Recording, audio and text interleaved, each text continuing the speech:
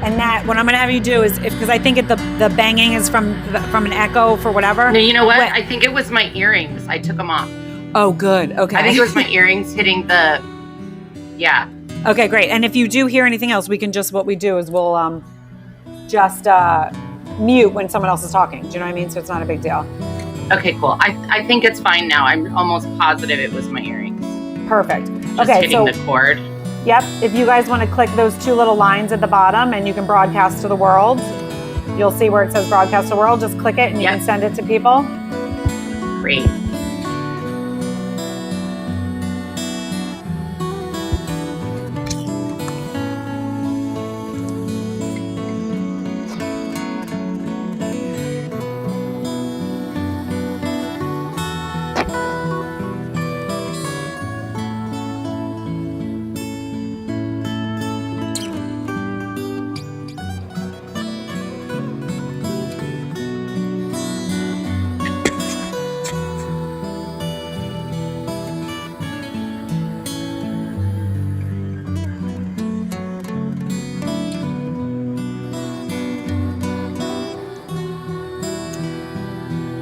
We'll be starting in a minute. Okay, great.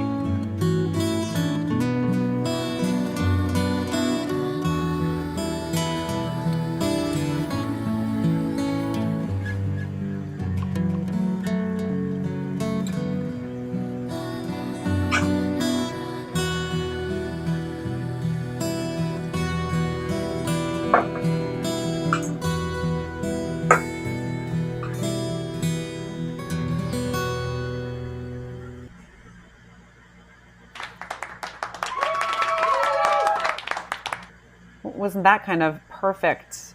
I'm going to invite you guys up to turn your video on. Let me get you guys there. Hello, everyone. So we have a bunch of people listening on LinkedIn right now. Hello, if you guys are joining YNS Live at any of the other platforms, whether it's LinkedIn, Facebook, Twitch, YouTube. Hold on, Nat, let me get you up there. Or wherever you are. Hello, Gina. And I know people will be joining in and out. So we are going. Yes, it's exciting. So it is. I'm so glad to have you guys here. I'm so glad to have you guys here on YNS Live. It is on Fireside. And what I'm really excited also about is this is a little bit of a different show because we're going to talk a little bit about your passions and how you followed, your business. But we're also going to talk about how you guys work together. And then we're going to have audience interaction if people want to jump on just to ask you guys some questions. So I'm first going to introduce you guys to the audience. We'll have people, just so you know, people are going to be jumping in and out here. There's a couple other shows that are going on at the same time. But right now we have a ton of people on LinkedIn. So hello, everyone. Hey, everyone. Woohoo. Of course, my phone had to ring. If your phone does ring, just flip it up. But okay, guys, welcome to YNS Live with my guest, Nat Kimber and Matthew Goldberg. So Nat is a literary agent and Lee is a author and screenwriter. And this is going to be fun because we met through, actually, Lee, you and I met through LinkedIn through one of my other guests, Lori Kessler, which was really fun. We kind of chatted. Right. And then I was like, you have to join. So just introduce your guys' self. And then I'm going to, shout out to our sponsors after you guys kind of get going. So Lee, why don't you start and introduce yourself? Yes. I'm Lee Matthew Goldberg. I'm an author and a budding screenwriter as well. I've written 9 novels, mostly thrillers. And my latest is a young adult trilogy. There's some projects in development as well that I'm excited about. That's so exciting. Yes, and Nat, please introduce yourself. Right on. Hi, I'm Nat Kimber. I'm a literary agent at The Rights Factory, which is a agency for authors based in Toronto, although I'm the sole literary agent of the company in the New York City area and always have been. I represent authors, mostly American, but people all around the world. And The Rights Factory is based now in Toronto, we have people in the UK, in Spain, in Italy, and we're just taking over the world. Lee Matthew Goldberg is an author I represent, or I would say co-represent with Sam Hyatt, founder of TRF. And I'm just really excited to talk about our passion, which is books and publishing and just, the entertainment industry and storytelling. That's what we're all about. Yep. And you know what, storytelling, that's one of the reasons why I also wanted to get you guys on here, because obviously with podcasts are all about storytelling. Storytelling is a huge passion of mine because there's not an opportunity like this, like an intimate opportunity, but also where we're broadcasting live, where other people can hear your stories, right? You guys can go and talk, as Lee's introducing his book, he can get his following, but this is bringing it out to a different following. And that's what I'm so loving social audio for this, because it's bringing worlds together where storytelling is in so many different things. You can storytell on the stage, you can storytell through movies, through books, but here, with podcasting, a lot of times with interviews, yes, that is, but with certain interviews, you really grab and get the stories. And when you get those stories out of people, it really connects. So like when you guys start sharing your story, it's going to resonate with someone that you might not even realize, someone that maybe is like, I've always wanted to write a book, and they just laid it out for me and really made me believe that I can do this. So I want to jump right in there, and then I will shout out to the sponsors once we get a little bit more people jumping in here. But Lee, I would love for you to kind of talk about how you got into writing and how you became a writer. Yeah, I mean, it's been a passion of mine ever since I was like 5 years old. I used to write books about my dog getting into like weird situations. And even in school, when I'd be bored in like science or math class, I was like working on books and screenplays. And so it's just always been something that I've wanted to do. And my first book came out in 2015. I've been repped with the Rights Factory for about 10 years. And it was just so exciting to finally merge my passion and actual like monetary career. And I hope I get to do it for the rest of my life and continue working with great people like Nat. I love that. So I have to now, because this is where my curious questions come in. Yeah. So I love that you always wanted to write when you were younger. My brother was the same. He was always writing things, and he's a writer as well. And it would always fascinate me because that was like what he would do. Like he would go and, kids maybe were going to play sports, which he did, but there was times where he just like, I just want to write this. And it was always, I'm dyslexic, so it always fascinated me because I was like, I don't want to write anything. Like I want to speak, I want to speak about something. So were either of your parents in the creative world? Were either of your parents writers? Did you see it, or was it just something that you really were born with? I mean, my parents were super supportive, and they were huge readers. So there were always books in my house. Yes. And Same. So they were just thrilled. They would be my first readers, and especially my dad, he was like a great editor. And what I loved about him was that he always just was straight up with me. So if something was not working in the book, he would absolutely tell me, even if I was like 11. So I think it really helped me learn the ins and outs of publishing where people are blunt as well. But that's so true, because my daughter, I think I shared with you when we first talked, my daughter is a huge reader. And just recently she said to me, Mom, I think I might want to be a writer. And I said, oh, I love that. And even though I am dyslexic, my oldest is dyslexic, my dad's dyslexic. I said, even though we're big, like we have a long line of dyslexia, my mom was a huge reader. I was never a huge reader. However, I loved stories. I loved storytelling. And then when my kids became when my kids were little, I actually, I share this on the podcast, but I used to tell them, I used to make up these stories. Like I literally, we would be sitting, whether it was, on a trip, whether it was in the park, whether it was, on the train when we moved out of New York City, like, when they were even like 6, 7. And they would say, "Mom, can you tell us the stories?" And I would make these stories up. And it's so crazy to me that I never wrote them down because I never saw myself as a creative person because of my dyslexia. I was athletic. That was my path. And so it's really interesting that was never kind of it was never something that I ever thought about. But I look back and I still kind of remember a little bit of the stories, but people would stop and they'd be like, "Oh, wow, where did you hear that story? That's amazing." And I'm like, "Oh, I just made it up." And they would look at me like I had 10 heads. They're like, "Wait, you just came up with that in your brain?" And I would say, "Yeah, I came up in my brain." But no one ever was like, "Oh, you should write a kid's book. You should write a children's story." So I never thought about it. And so I love that you were able to kind of go to your parents and say, "Hey, can you," and so they really kind of instilled that into you, like, yes. But so we used to read, like, I mean, also like that was my favorite time is when my kids would jump on my lap, after, because we were very, go, go, go family. So we were always like at the park playing, doing stuff when we were in the city. So we were very active. But then the second we would come home, it was like, okay, let's sit and grab your favorite books and let's sit and read. And I would sit crossing the leg, and then they all jump on my lap and we would sit and we would read for a long time. And as much as we were very active and kind of, I'm a move, like I move, I'm always moving, but that was one of my favorite times, bedtime stories, where it was like, who wants to put the kids to bed? It was always, I want to put the kids to bed because I want to read to them, even though, when my husband started, getting involved in bedtime when he would come home earlier, he would say, "Oh, I'll just read one book." And I'm like, "Oh no, I always read like 4, it's just, I love it." So I think that's really, really special. So Nat, how did you get into being a literary agent? I got really lucky and just stumbled onto it. More or less. I moved from Denver, Colorado to Washington, D.C. in 2007. And it was kind of like on a whim. It was like a last minute decision. And it was just a huge life change.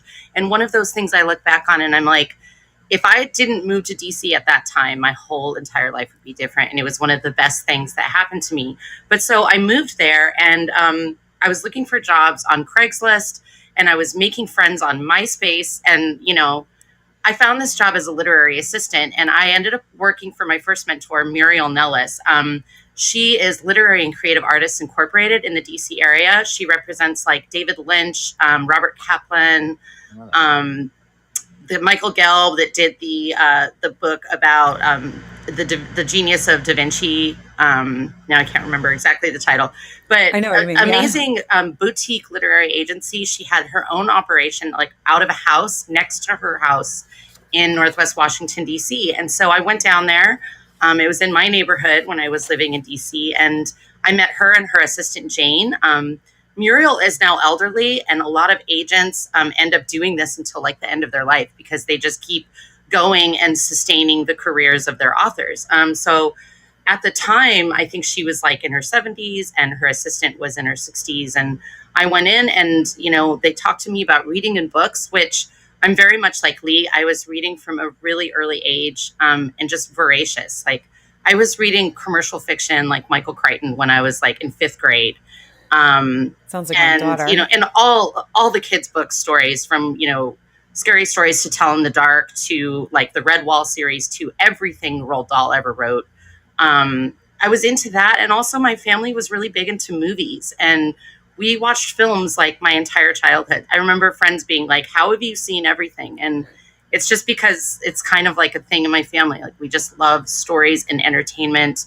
And so really, as soon as I started working with Muriel and Jane at LCA, it was like, I always describe it as like the Hallelujah chorus, like all the light bulbs going off, like 1,000 light bulbs, not just one. It was like, this is it. This is what you should do. I'm a huge admirer of literary talent, and I just always have been, just the way stories are woven. And I dabbled around in writing a little bit, but I remember my older sister, Angela, she's a total genius and an aerospace engineer now. I remember her writing like an adventure story when I was kind of writing a story when when we were young, and maybe just being blown away by her writing and being like, okay, I don't know that I'm really good at this.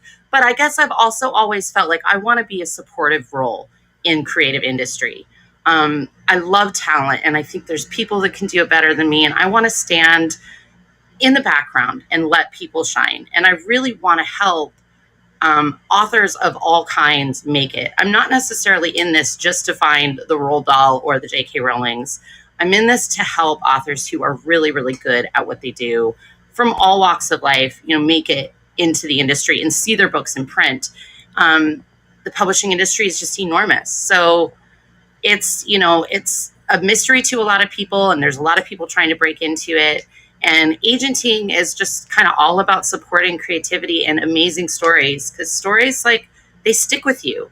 I still remember stories I read in school, like H.G. Wells, The Sugar People, or, I remember stories I read back in like third grade.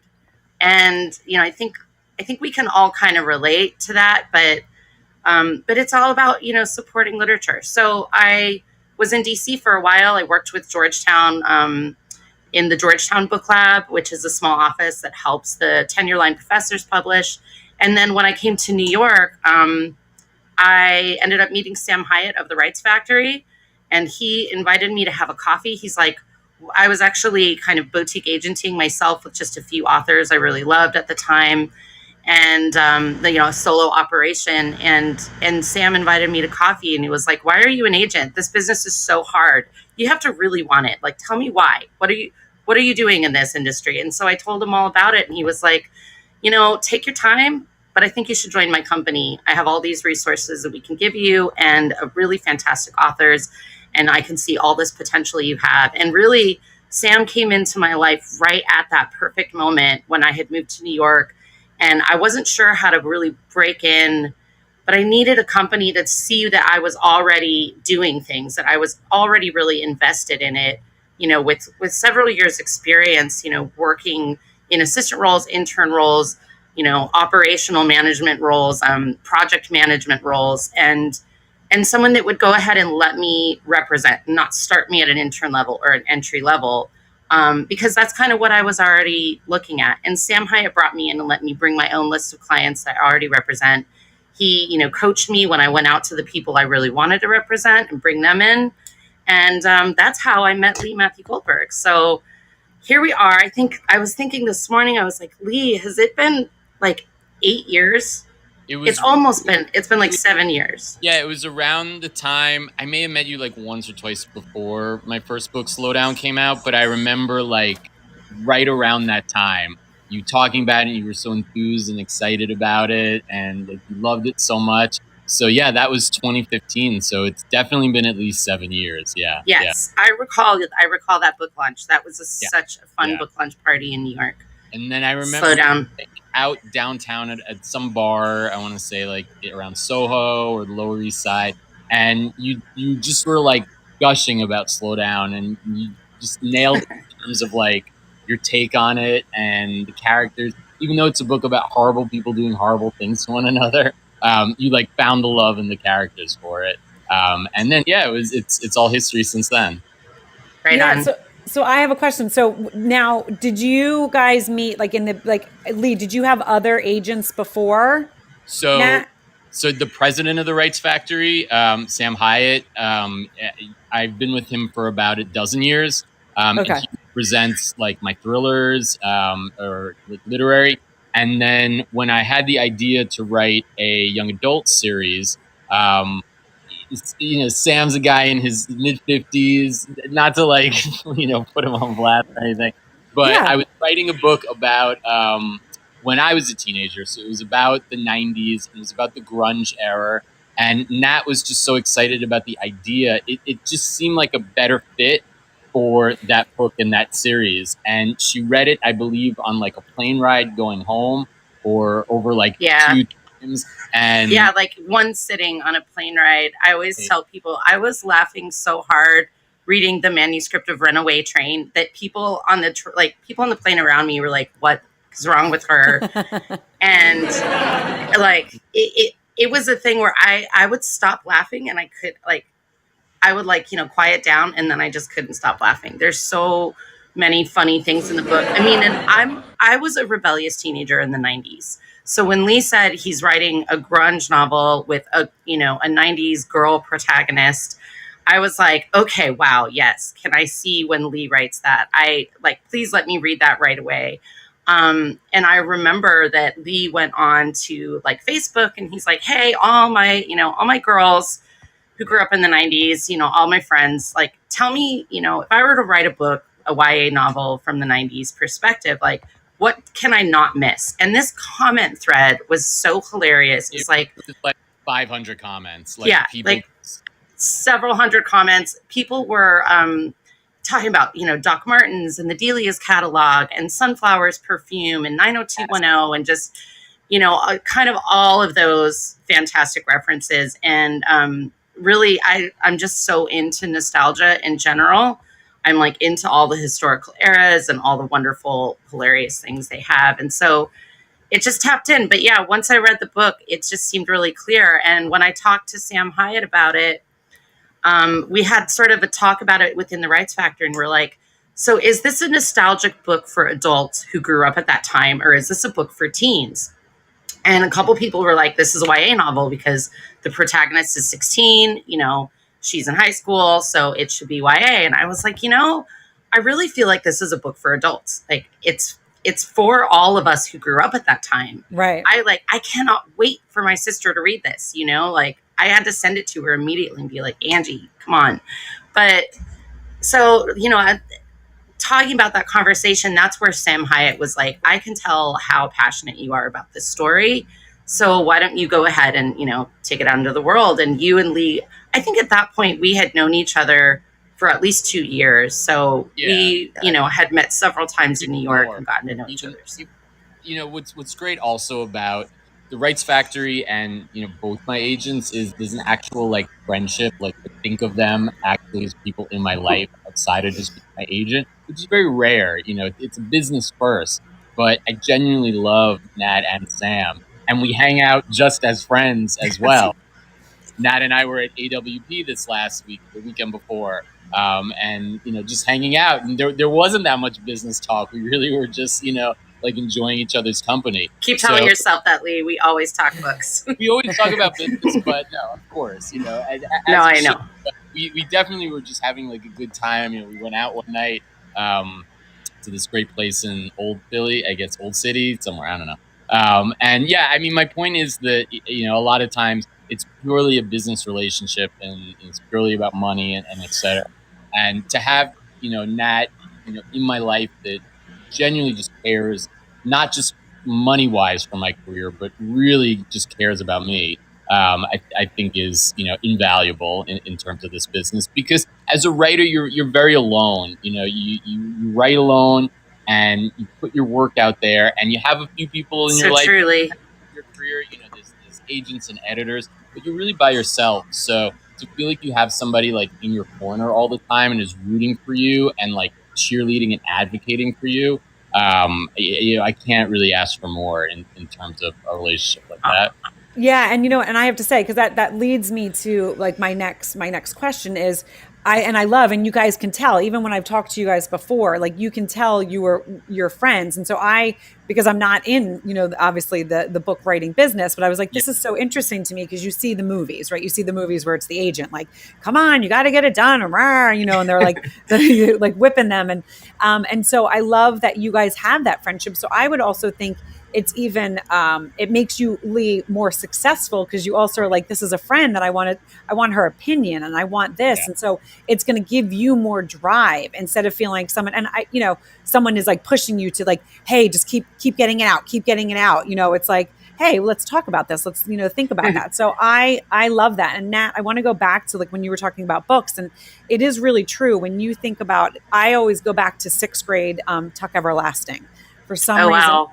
And again, I'm dyslexic, so reading was not fun for me. But I either had someone really read it to me. Maybe my mom sat and helped me. I always could read. It was just like comprehending when I read it to myself. I was just slower.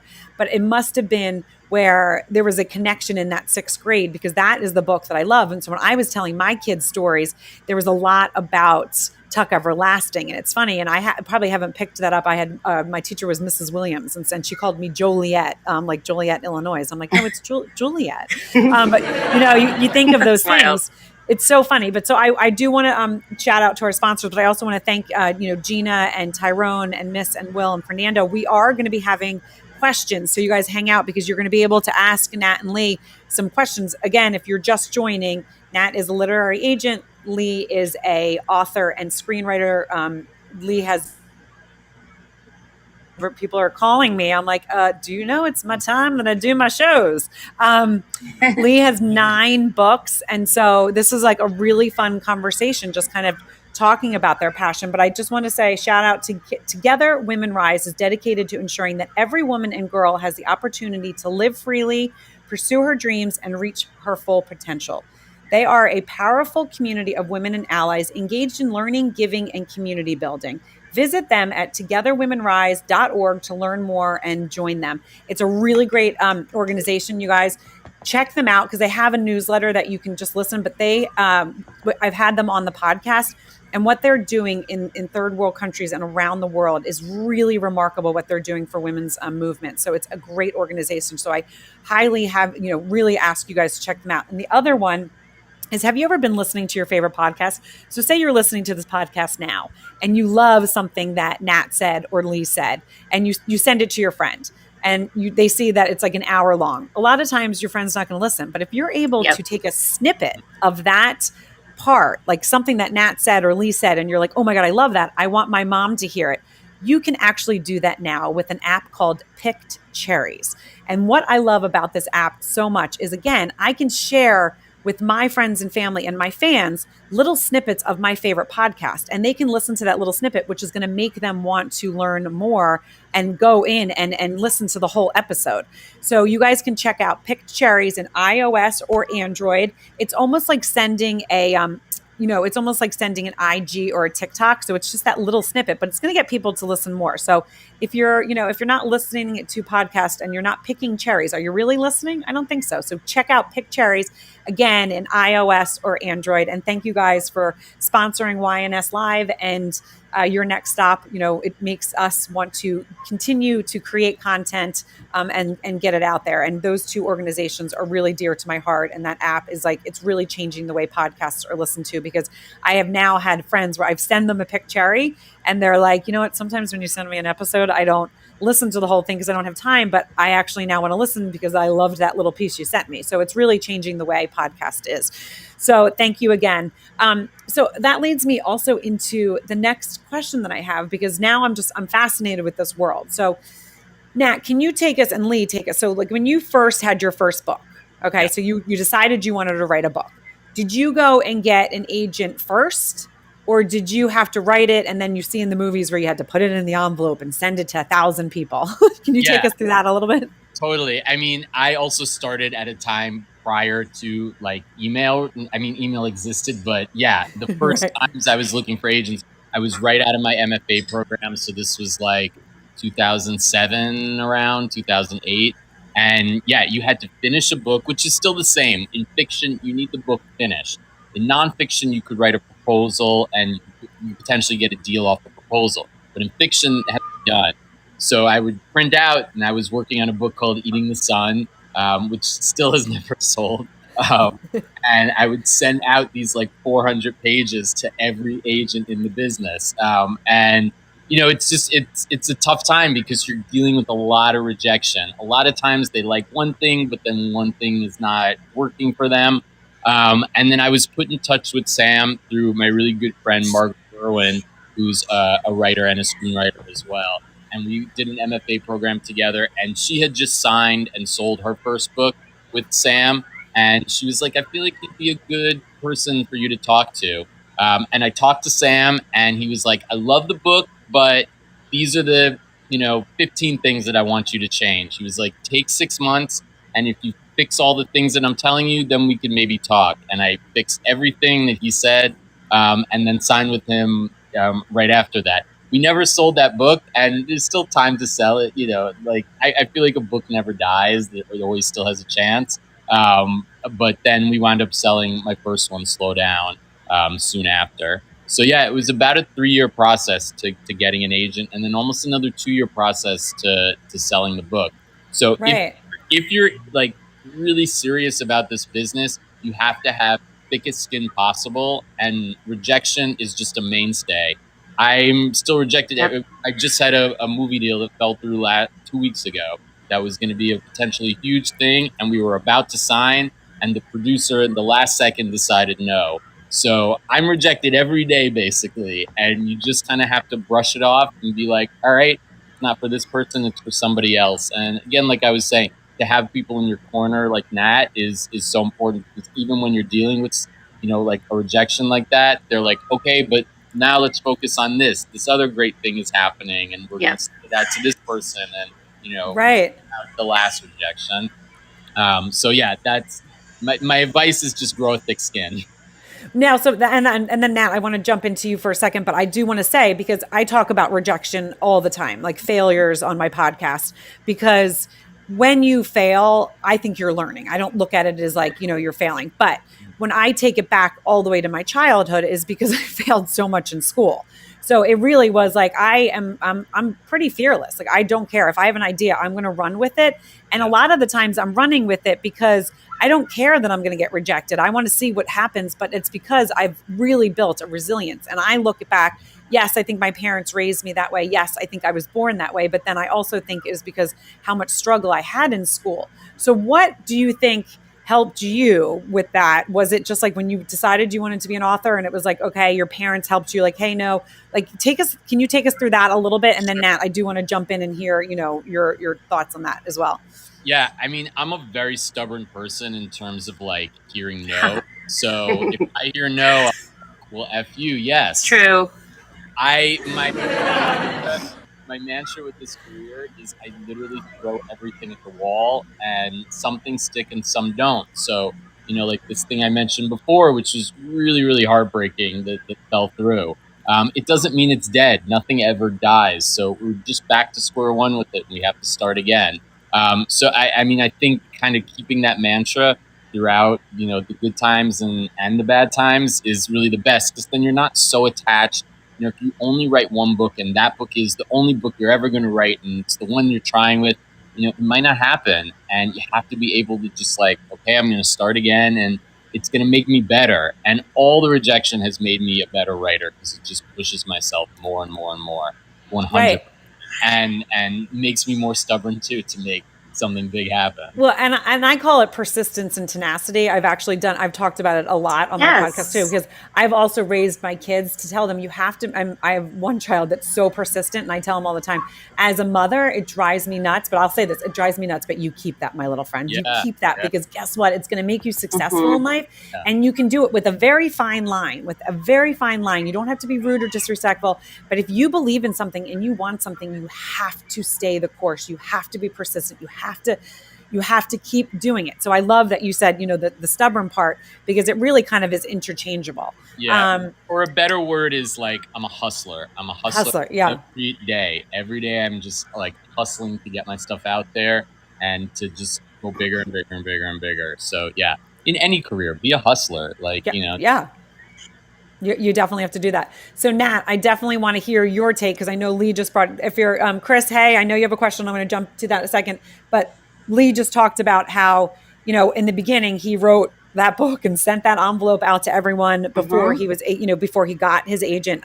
Chris in the audience, his wife is ready to write a book. So he was like, oh my gosh, I was in his room yesterday. He's like, I have to come into, and listen to this. So Nat, when you are so you're obviously getting emails now, or like they don't do it old school. Oh yeah, so I get them all day.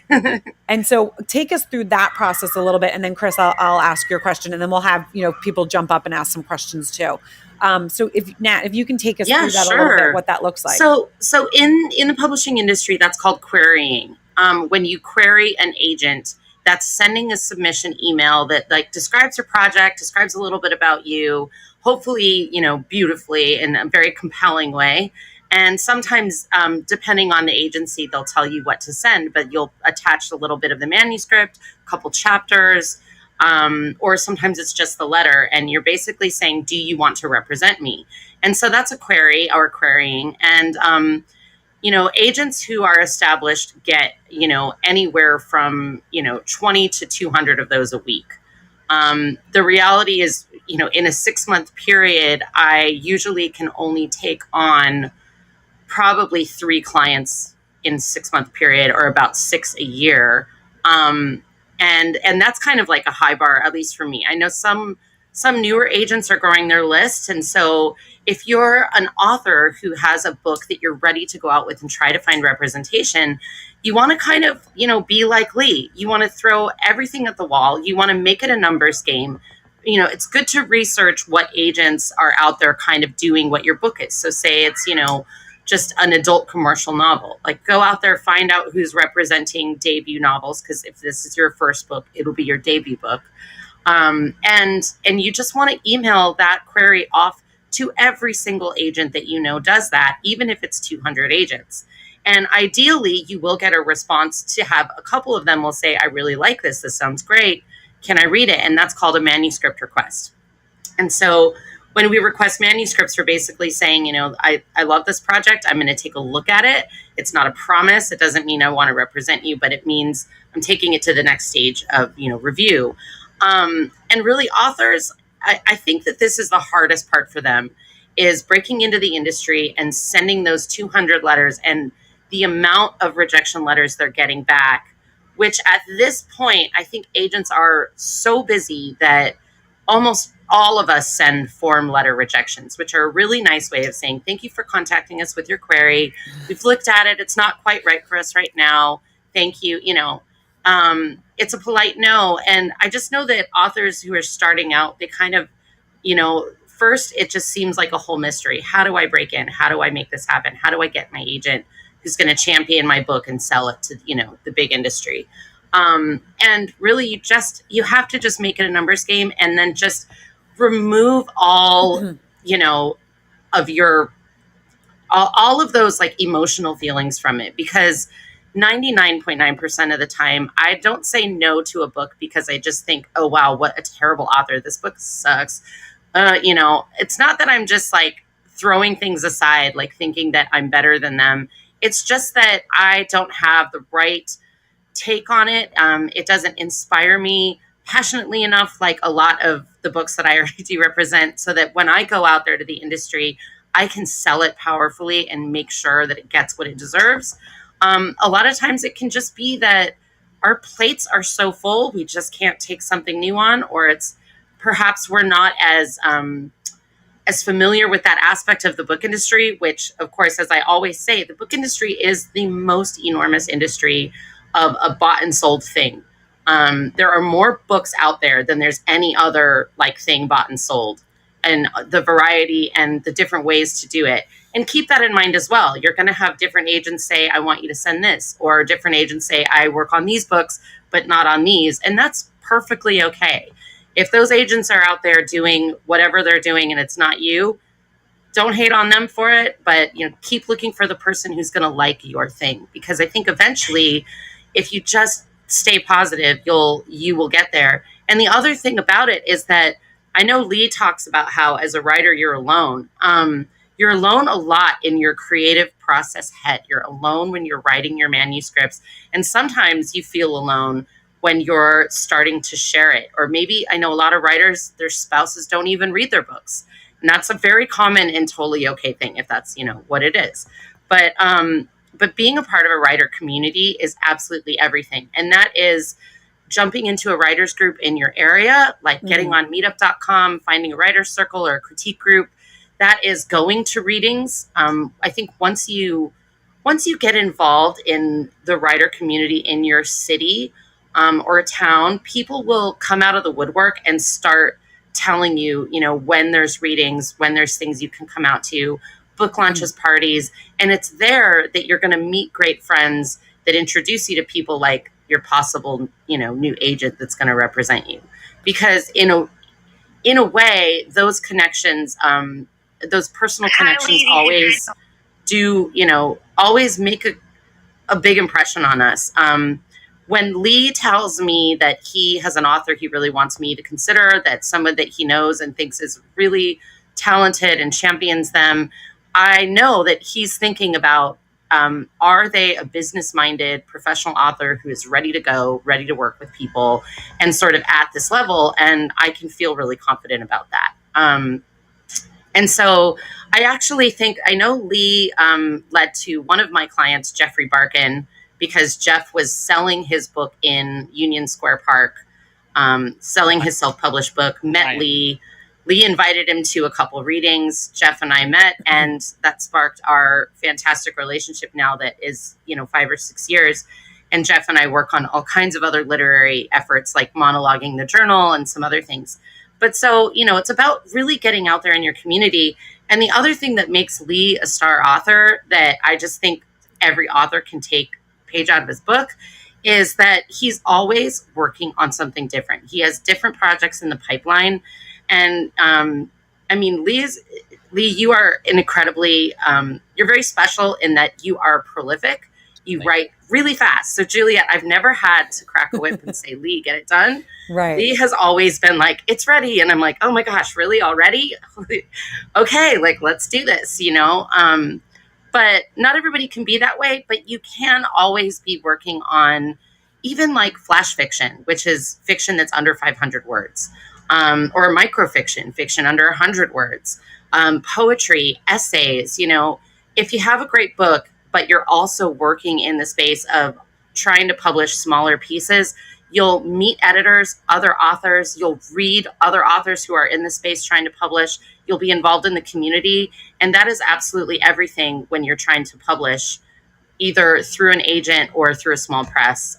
Just being engaged is everything. So, and you'll also get that solidarity from everybody who knows what you've been through.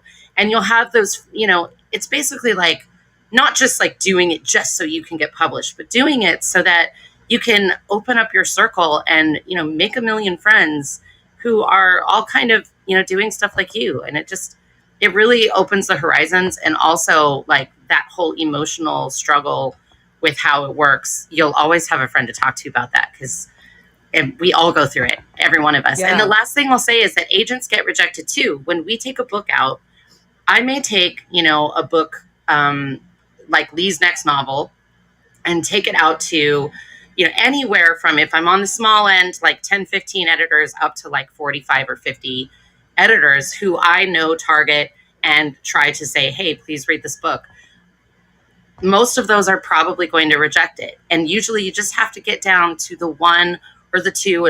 You always want an auction, so you want as many to love it. But you want to get it to the person who's going to love it. And so in the meantime, agents are over here submitting multiple books at a time, collecting multiple rejections. And we feel it too, especially when we know how much we love a book. So authors should always know that we're out there, doing it too, dealing with gatekeepers, dealing with the submission process, trying to make everything perfect, trying to, attain, but we're doing it for you. So. Right. I love the love fest there, because you guys can tell you really enjoy working. So I had 2 questions for you, and then Chris, I'm going to bring you up so you can ask your question. But so do you ever, like, where you have a book and you're like, I love this, but it's not the right time for me, but I know of someone else, or it's not the right thing, and then you hand it to another agent? Yeah. Actually, I think most agencies kind of have a process for that. We actually have like an internal Slack channel where when we look at a pitch and we're like, this is really cool, but I just don't think it's for me, we'll put it in there. And then it's kind of, any of the agents can say, I like that. Got it. Or a lot of times, I know exactly who it goes to. I know the other agents at the Rights Factory and what they work on.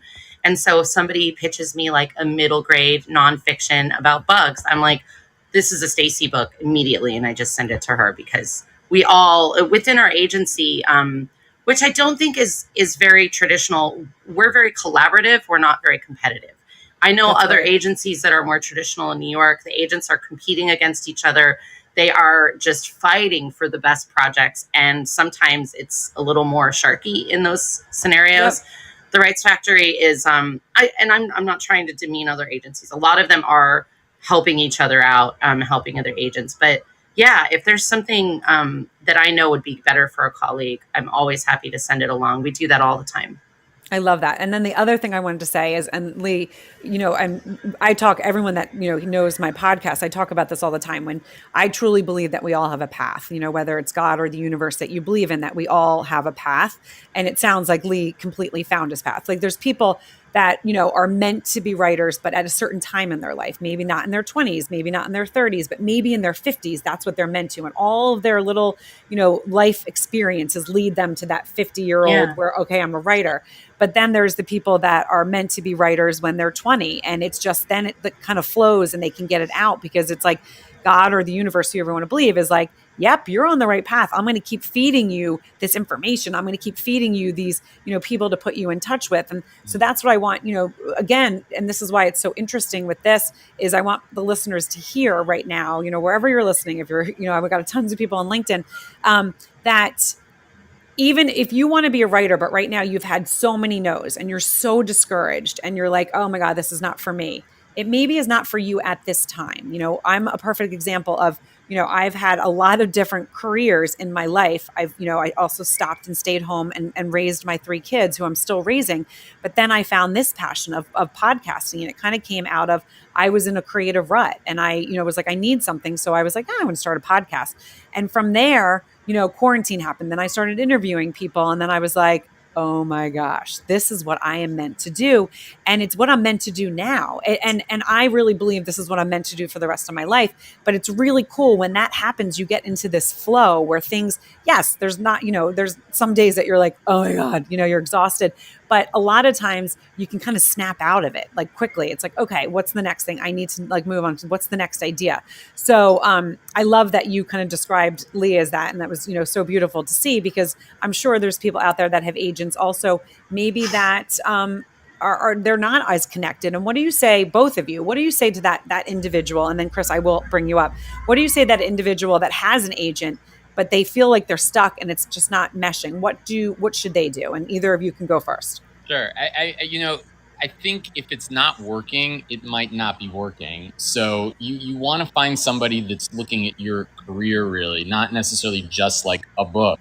So sometimes it's better to cut your losses and find somebody new. And it's very scary because like out an agent is terrifying.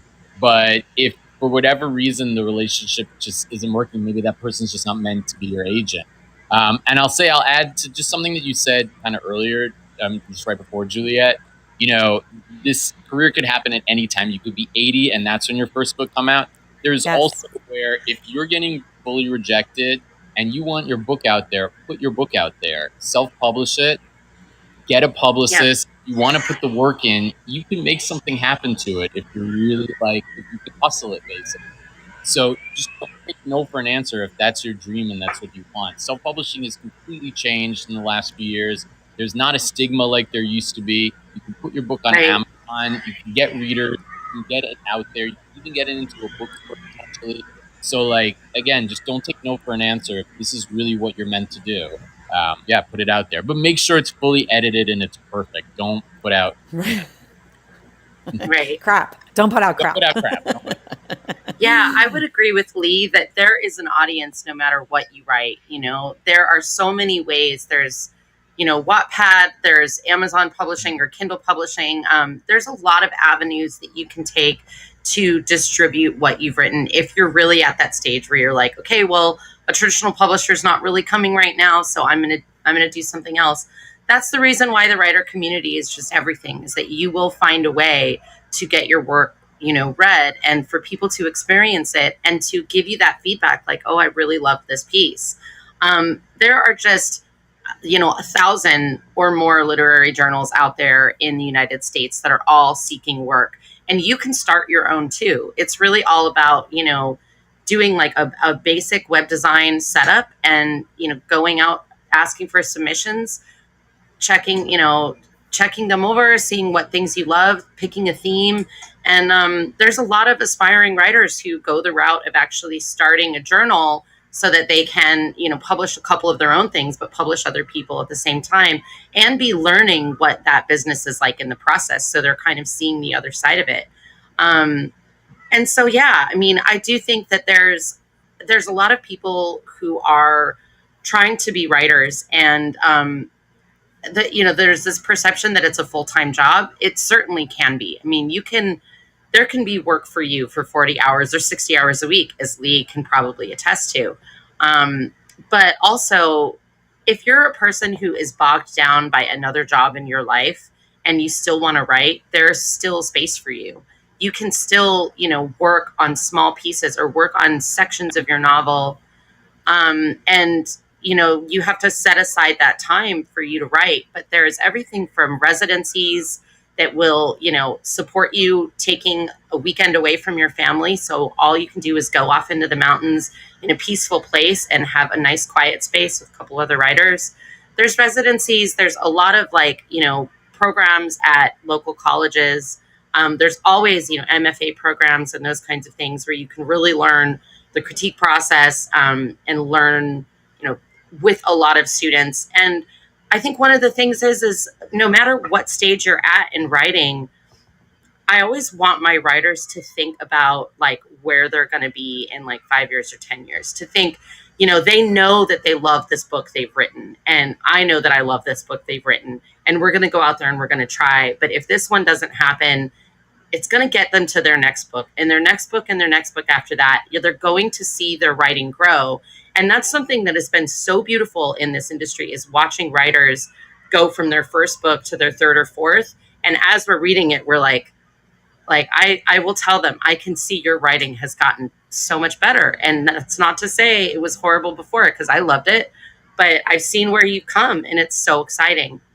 So, to always just think, start where you start. Everybody starts somewhere, but you're always going to be getting better. And that goes for everybody that's in our creative industry. You have to start somewhere. But when I started working with the Rights Factory, I was like, okay, I know I'm here with agenting and I love what I'm bringing to this, but I'm going to get better. And, with mentorship and with this company, I've seen myself grow. And I think we can all, as creatives, we can all relate to that. I love that. I love that. So I'm going to let Chris, and anyone else that wants to ask a question, we have about 10 more minutes. Chris, you're on the stage. Chris has got a great voice. Just be ready. Good morning, everybody. Thank you. I told you. Yeah. Thank you, Julia, for a great show, and thank you for the opportunity to speak. I have a question for Natalie and for Lee. Natalie, the question for you is this. What format should a writer use? My wife, for example, is writing. What is it? Word document? I mean, what is the appropriate thing to submit things on or to? And then for Lee, how can I help my wife not to be such a perfectionist in the drafting stage? In other words, she writes so slowly because she's editing constantly. I'm whispering because I don't want to get beat up. Okay, I'll just say Doc or DocX, which is, the sort of ubiquitous, starts in Microsoft Word, or you can use Google Docs to have the same thing. That's always acceptable. And so this is for everybody listening that wants to submit a book to an agent or a publisher. You want a DocX file. That's so that it can be edited down the road. You want it double spaced, 12-point type, and just a basic font, 1-inch margins. Put your page numbers on there. That's it. Now, you can submit a double spaced document as a PDF. That always works too, at least in the early reading stage. Most of us, will take that. But doc or PDF, that's usually it. Yeah, love that. And I would say, let your wife have her process. Don't mess with her process. If she takes forever, that's how she writes. I'm just super fast, so that wouldn't work for me. And you look at an author like Donna Tartt that takes 10 years to write a book and wins a Pulitzer. So maybe that's your wife's path. I will say though, I'm being a little funny, for a first draft, sometimes you want just the vomit on the page. So maybe just to encourage her, just get it out as raw as possible. And then you can always go back and fine tune it a little more. But just to get it out there at first, I think is always a good idea. So you're not worried about where it's going. It's already there, kind of. But other than that, yeah, that's her process. Yeah, I would say if you could say you got some advice, I agree with Lee. Your process is whatever gets it on the page for you, and how much you struggle with that, that's fine. But learning about outlining can possibly help her to go a little faster, so that she knows what's coming next, and then you get excited to like get to those scenes. So you might, be writing through a little more. And then just this phrase that we can all learn from is, don't let perfection be the enemy of the good. If you're going over it, and it's stopping you from actually getting it out or getting it on the page because you're just trying to make it perfect, then, you're not letting the good flow. Just let the good flow, because if the good is there and there's some typos, who cares? I don't throw a manuscript out because it has typos, especially if I love it. I'll help them fix those typos. And I think a lot of other agents agree.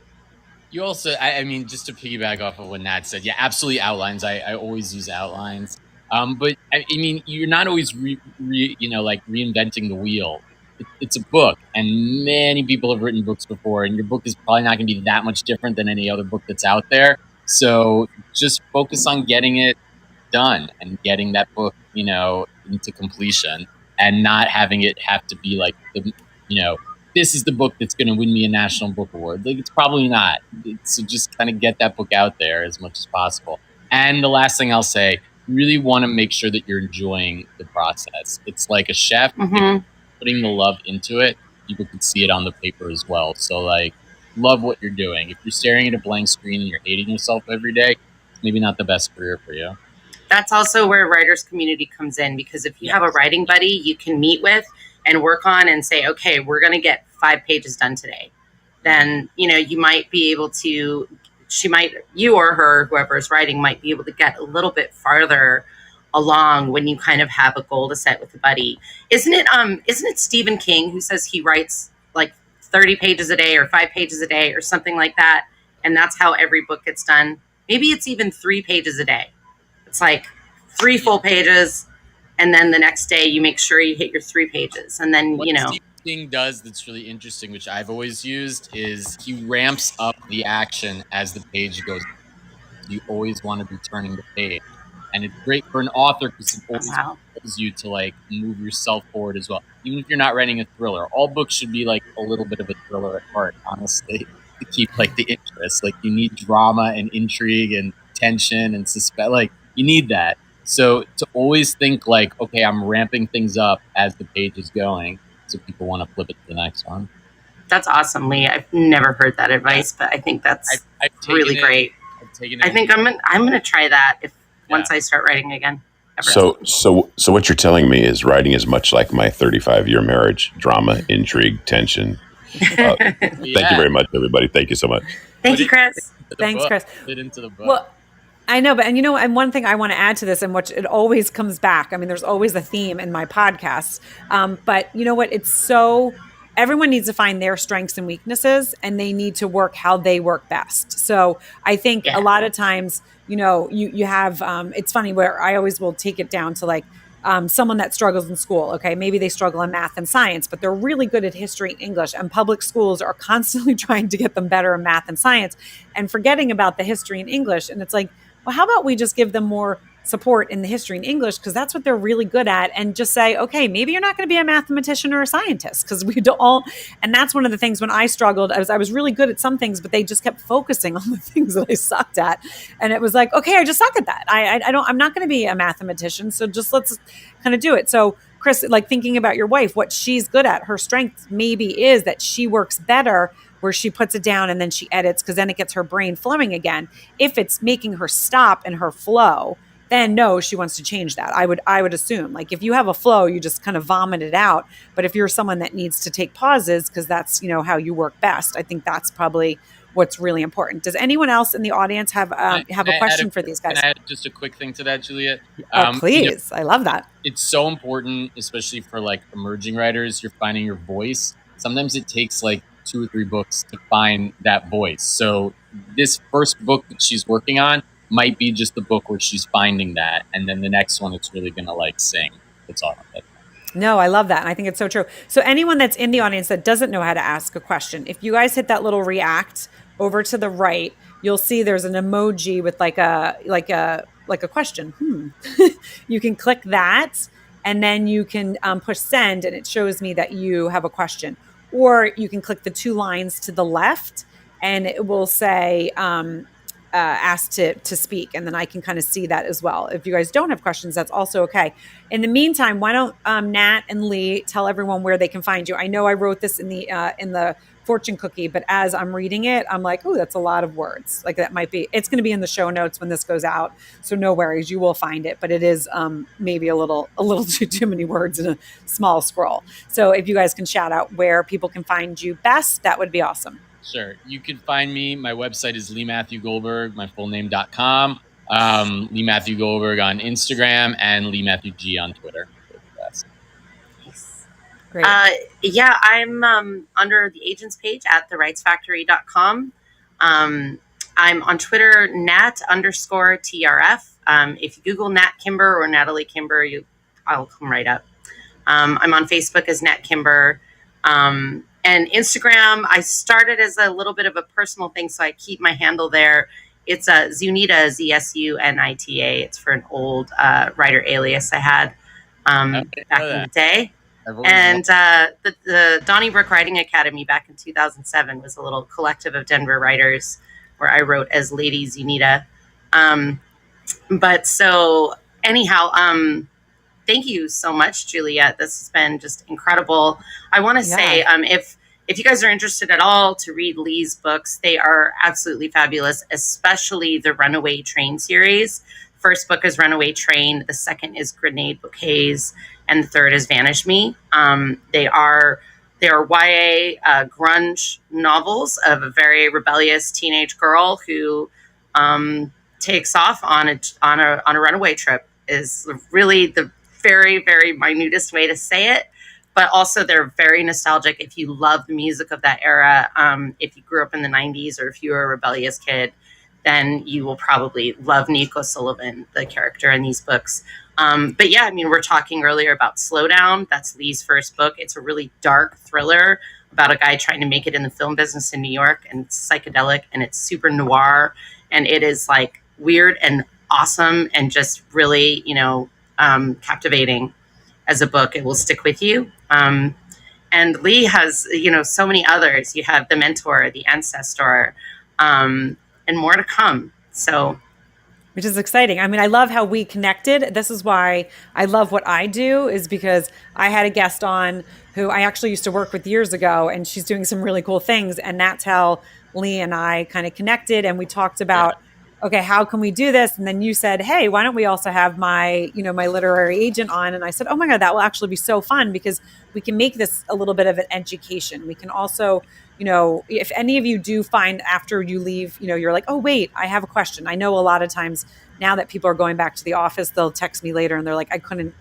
come up and speak because I'm in my office and I'm not supposed to be listening to your show, but I love the shows and I really wanted to jump on, with Nat and Lee. Just, you guys can find me on IG at I am Juliet Hahn. I'm sure you would take questions from, Nat and Lee. Would you guys, if they email you or? Yeah, email is Natalie@therightsfactory.com. Yeah, and you can find my email on my website, LeeMatthewGoldberg.com. And just say I was on Fireside, because they probably get tons of emails and reach out. Yeah. No, this was awesome, and I'm just so thankful. And I have a feeling that this is not going to be the first show that you guys are on, because as we were going, I was like, ooh, I see this as a series where we can come on and talk. Let's do this. I mean, but I'm serious. I really think it will be really cool, because it will be really fun for, as you're growing, and Nat, you're growing, but also I think a lot of people, there's so many people out there that I run across and I'm like, I want to write a book or I want to do this, and they don't know the steps. And really in anything, whether it's in screenwriting, Lee, which you can talk, also about, there's so many different things about starting something new, that there's this, the scary part of it. It's like the failure part that we talked about, but then there's also the part of like, I just don't know what to do. And I think what you guys do in your industry can also relate to other industries. Like here, these are the first things that you need to do. And you guys have such, in the book of the world of books, there is such a process. It's like, okay, this is what you're supposed to do, X, Y, and Z. And it really kind of leads to other industries. So I kind of love that. So you guys will be here, once again. I do want to shout out again, Together Women Rise is a dedicated ensuring that every woman and girl has the opportunity to live freely, pursue her dreams, and reach her full potential. We are a powerful community of women and allies engaged in learning, giving, and community building. Please check them out at togetherwomenrise.org to learn more and join them.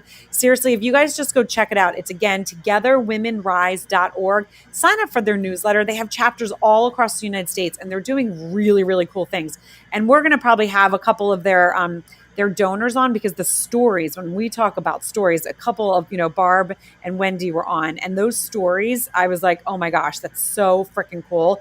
So check out what they're doing. And then again, if you guys love this episode, this will go out in a couple weeks. It will go on my RSS feed where you can get it on Apple and Spotify. You can check it out here on Fireside. But if you're listening on YouTube and, Twitch and Facebook and LinkedIn, and you're like, how do I share it? This is, you can go on Fireside, but if you're not a member of Fireside, in a couple of weeks, it will go out on your next stop. And what's going to be really fun is that you can get it on Picked Cherries. And that is Picked Cherries, like, yes, I'm picking a cherry. And what that is an app. You can get it on iOS right now and Android. And it is free, and you can listen to your favorite podcast. But as there's that moment, that quote, like both of these guys have said really great quotes. I think I have too. But there's some really great things that we talked about here. You can take that little snippet and send it to your friend that maybe wants to be a writer. But if you send them the whole episode, they're like, I don't have that hour. I don't know, But you send them that little snippet, maybe that's something that Nat said about what the process is of writing, or what Lee said about, the rejection thing. And they can say, wait, I want to listen more. So that is called, when you take a snippet, it's called a picked cherry. It's almost like an IG or a TikTok that you can send to your friends and family, but they can get involved in your favorite podcast. So go over and download Picked Cherries today and start listening to your favorite podcast. And you can find this on there in the next couple of weeks, where then you can share. So thank you everyone for joining YNS Live. Thank you, Nat. Yay. Thank you, Lee. Thank you, Juliet. So this fun. Yeah, really, really fun. And again, and I'm not blowing smoke. I really want to talk about doing this like a monthly thing. Anytime you want. Yeah. All right, guys. Thanks. All right, Juliet. thank you everyone for joining. Thanks, see you. We will see you Thursday. I have a YNS Live with the NFL thread, Brandy Scales. Her husband is a long snapper in football. We're going to go and dive in on what her life is. So we will see you guys Thursday here on Fireside. Bye, everyone.